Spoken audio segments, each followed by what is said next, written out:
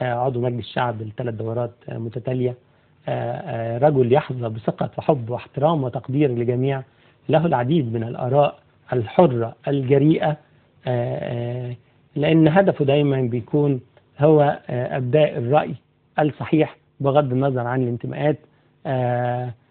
شرفنا بوجوده، وهنحاول ان شاء الله ان احنا ناخد منه النهارده على قد ما نقدر. اهلا وسهلا بحضرتك. اهلا بيك. اهلا شرفتنا. توفيق ان شاء الله. نحب بس ننوه الاستاذ محمد بالاضافه لكونه وكيل لجنه العلاقات الخارجيه بمجلس الشعب، الا انه ايضا عضو بلجنه الصناعه والطاقه بمجلس الشعب، وهو في الحقيقه ده هيكون جزء كبير من محور حديثنا اللي عايزين يا استاذ محمد نبداه بدعم المنتجات البتروليه. من الملاحظ ان الاراء متعارضه ومتضاربه حول الدعم. يا ترى رأي حضرتك ايه بدعم المنتجات البترولية؟ بسم الله الرحمن الرحيم. برضو عشان نوضح الامر للسادة الكرام المشاهدين، الاسم الحقيقي لدعم الطاقة البترولية هي الخسارة او الخسارة التي يتحملها قطاع البترول في مصر. هذه الخسارة سميت دعما. برضو عشان نوضح الامر على سبيل المثال، انه لو قلنا مثلا ان لتر السولار تكلفته على الدولة 3 جنيه ونص، هو يسلم للمواطن بجنيه و10 قروش. هو معلش اسمح لي، هو قد يكون 3 جنيه ونص في الوقت الحالي، ولكن هو اعتقد ان هو مرتبط بسعر السولار العالمي. يعني في وقت من الاوقات لما كان سعر البرميل 147 كان 5 جنيه ونص. نعم، خلينا ناخد في المتوسط. خلينا ناخد في المتوسط العام. لو قلنا ان لتر السولار يكلف الدولة 3 جنيه ونص، تمام، الا انه يسلم للمواطن بجنيه و10 قروش. اذا النهارده في خسارة 2 جنيه وريال بلغتنا، اللي هو ده بيسموه دعم. نيجي مثلا على سبيل المثال ايضا لانبوبة البوتاجاز الصغيرة، بتكلف الدولة 46 جنيه، بتسلم للمستودع ب2 جنيه ونص، 75. تمام. شوف الفرق والخسارة قد ايه. هذا ما يسمى دعما. تعالى مثلا للبنزين 80، اللتر 2 جنيه ونص، بيباع ب90 قرش. طبعا هذه خسارة كبيرة، لكن بيسمى دعم.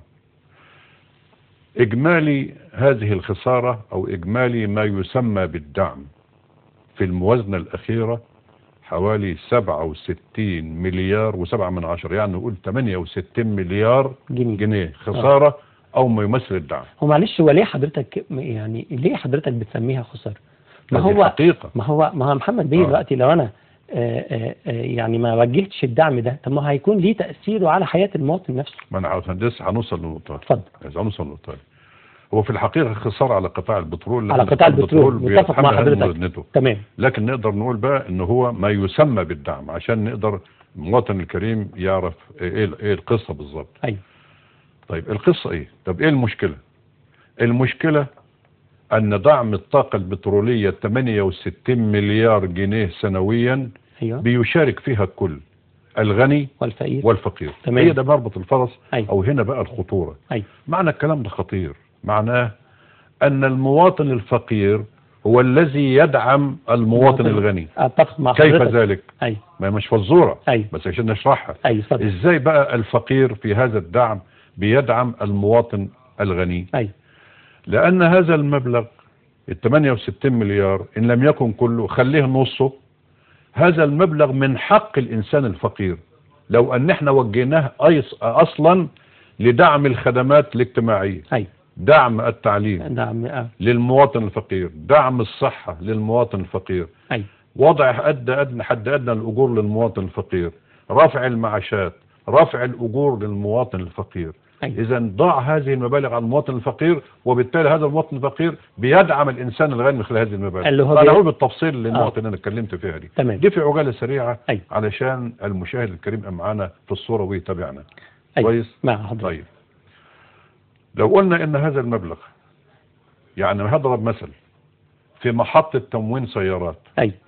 سعادتك مثلا شوف ان العربية 128 بتمون بنفس السعر اللي بيمون به العربية المرسيدس. مظبوط. هل هذا مقبول؟ لا.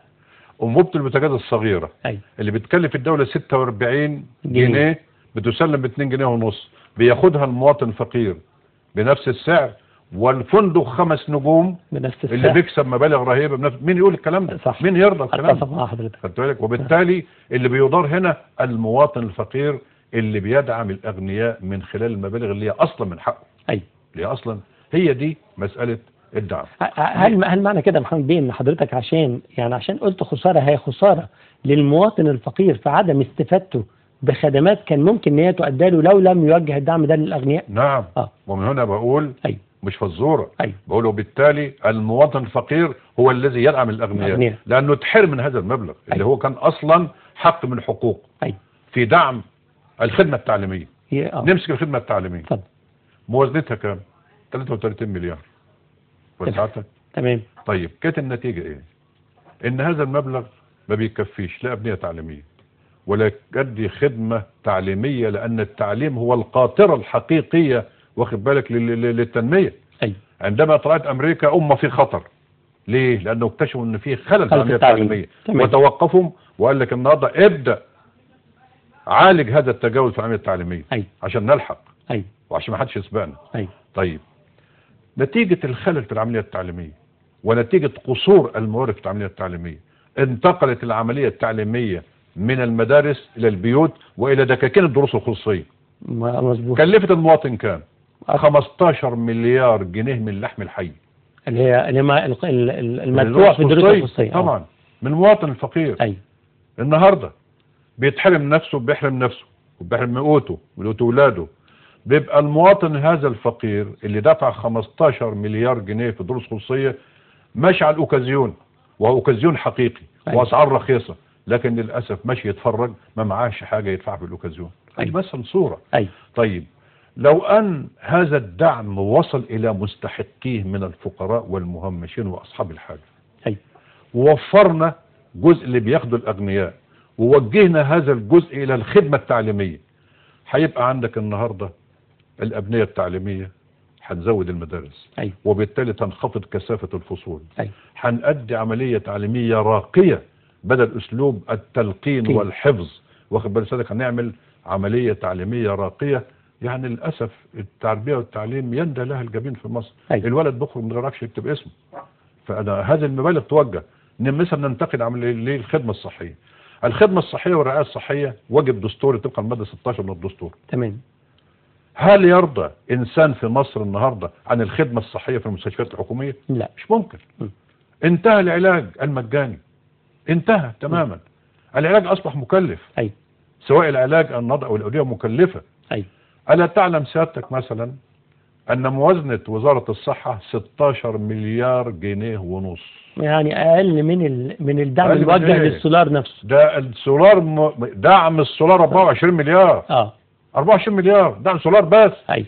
فرق السعر اللي بيضيع للدولة يعني واخد بالك وبيخش لجيوب الناس. أكتر من الدعم، أكتر من الإنفاق الموجه للصحة. للصحة. مين يقول الكلام ده؟ مين يقول الكلام ده؟ أيوة. بتخش المستشفى النهارده الحكومة هات خيط وهات سرنجات وهات وهات وهات وهات. مين يقول الكلام ده؟ مفيش سرير كويس الناس اللي ننام عليه. ايوه. اللي مش ده كلام، ده أيوة. كلام وزير الصحه نفسه. ايوه. لانه متضرر النهارده من سوء الخدمه الصحيه. تمام. الا يجب ان يعود الحق الى اصحابه. يجب. ونوفر هذا المبلغ الذي اخذه الاغنياء من الدعم ويوفر نهضه لدعم الخدمه الصحيه. بالعكس هذا هقول لسعادتك اكثر من هذا. اتفضل. النهارده باعتراف وزير التنميه الاقتصاديه عندنا 20% من المواطنين تحت خط الفقر، و20% اخرين اولى بالرعايه. طبعا ده اسم محسن. أيوة. حاجه مجمله كده، لكن هو في الحقيقه تحت خط الفقر. عندنا 40% تحت خط الفقر. أيوة. طيب الا يجب ان ارتفع بمستوى المعيشه لهؤلاء الناس من خلال توفير جزء من الدعم الذي يصل للاغنياء؟ بقى اننا النهارده ارفع مستوى الاجور واعمل حد ادنى للاجور اللي طال فيه الكلام. أيوة. النهارده ارفع مستوى المعيشه، ارفع مستوى المعاشات حتى يتلائم مع مستوى ارتفاع الاسعار. أيوة. مساله مهمه جدا. طبعا. دعم البطاقات التموينيه في الموازنه كام؟ 13 مليار و6 من عشرة. قد دعم بنقص نص مليار عن السنه اللي فاتت. بنقص ده تقريبا قد دعم البوتاجاز، قد دعم الجزء اللي احنا بنستورده. هذا جزء. طيب النهارده عشان ندعم السلع التموينيه اللي هي نقصت نص مليار. ايوه.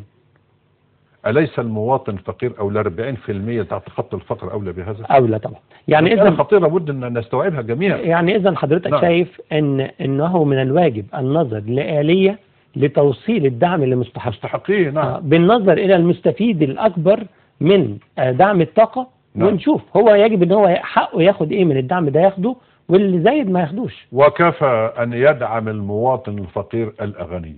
مسألة خطيرة خطيرة خطيرة، ولابد أن يعود الحق إلى أصحاب الفقراء من هذا المبلغ الذي يضيع لحساب الأغنياء.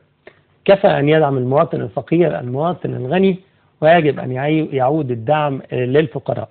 أستاذ محمد، حضرتك الأسبوع الماضي قدمت طلب إحاطة في لجنة الصناعة والطاقة عشان تناقش لماذا لا تكون مصر مركزا عالميا لتجارة الغاز نعم. والمنتجات البترولية. نعم. يا ترى الطلب كان فيه إيه؟ هو أولا القضية دي على جانب كبير جدا من الأهمية. أي. أولا عندنا تسهيلات وعندنا بنية أساسية كاملة تصلح لتجارة الغاز، من ناحية ان النهاردة البنية الأساسية الموجودة عندي أستطيع النهاردة